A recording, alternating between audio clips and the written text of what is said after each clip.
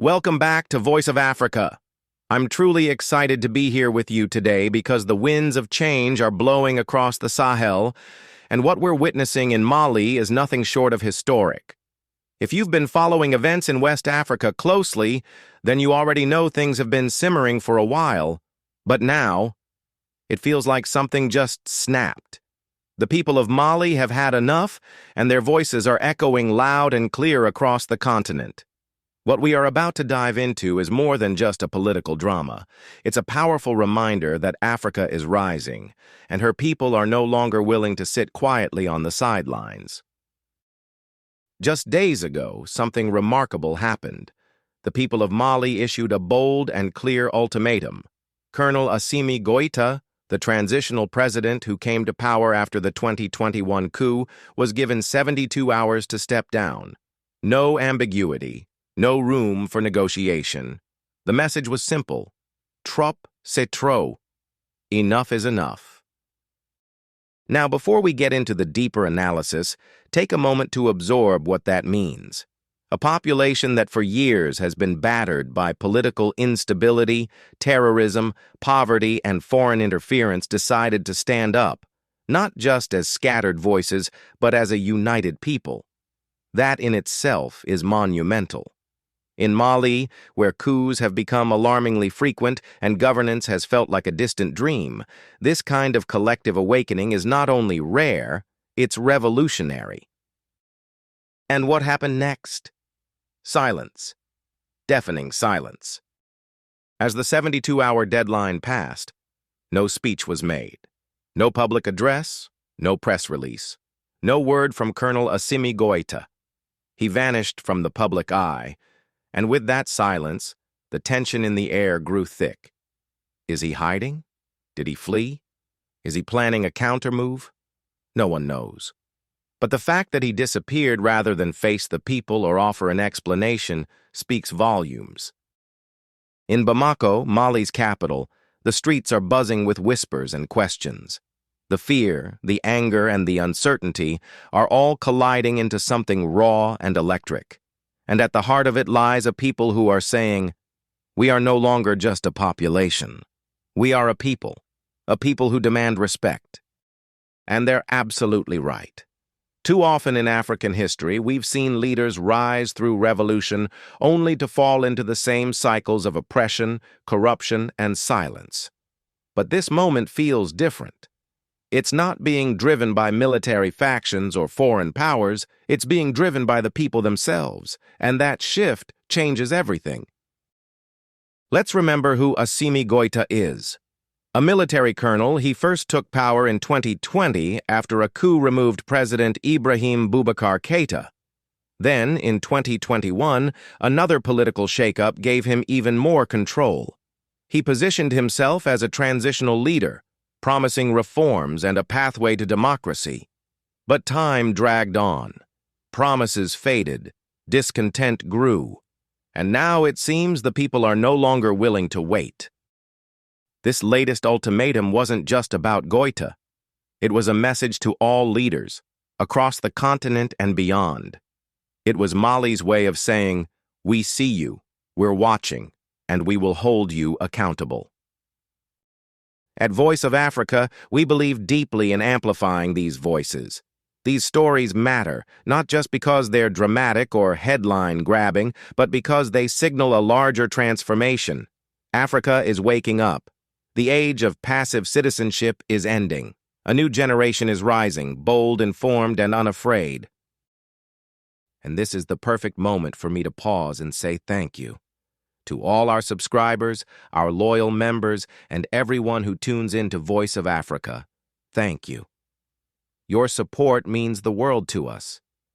It's because of you that we can continue to bring these stories to light, to share the truth, and to challenge the narratives that have for so long defined our continent from the outside. Whether you've been with us from the beginning or just joined us recently, you are part of this movement. You are part of this voice. And together, we are shaping a new African story. Now, let's return to Mali, because the situation is far from resolved. What happens when a head of state disappears? In any country, it would be alarming.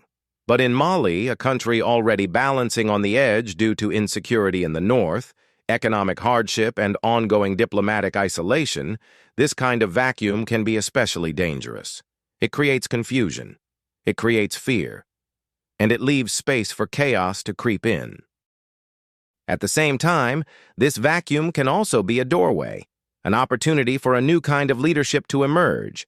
Civil society groups, youth movements, and community leaders now have a rare chance to step up and help shape what comes next. But make no mistake, this will not be easy. Power never lets go quietly.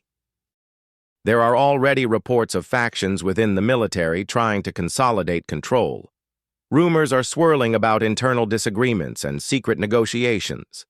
Meanwhile, the international community remains mostly silent, hesitant to intervene too quickly given the backlash against foreign interference in the region. Remember, Mali recently cut ties with French military operations, turned toward Russia, and even expelled UN peacekeepers. In this new order, Mali is charting its own path, and that comes with both freedom and risk. But here's the key point. The Malian people are not waiting for instructions. They've made their voices heard, and whether or not Goita responds, the momentum has already shifted. That's the real power of people-driven movements. Once they begin, they're very hard to stop. What we're seeing in Mali is part of a much broader pattern across Africa. In recent years, countries like Sudan, Burkina Faso, Guinea, and Niger have all experienced major political shifts, some through military takeovers, some through popular uprisings, some through both. But beneath the surface, a deeper movement is growing, one that's about African agency, African dignity, and African unity.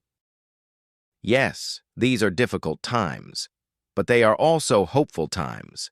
Because for the first time in a long time, we are seeing African nations assert themselves, not just diplomatically or economically, but socially and morally. The people are reclaiming their voice. And here at Voice of Africa, we are honored to echo that voice. So where does Mali go from here? That depends on what comes next in the days and weeks ahead. If Goita reappears and tries to reassert power, he'll face a population that has already moved on emotionally. If he resigns, a major power transition will need to be carefully managed to avoid plunging the country into deeper instability. And if a new movement rises to lead, it will have to prove itself not with slogans, but with real, tangible actions that serve the people. One thing is certain, Mali is at a turning point. What happens now could set the tone for the entire region. Will the military dig in, or will they finally give way to the people's will? Will this silence be the end of a regime, or the calm before another storm?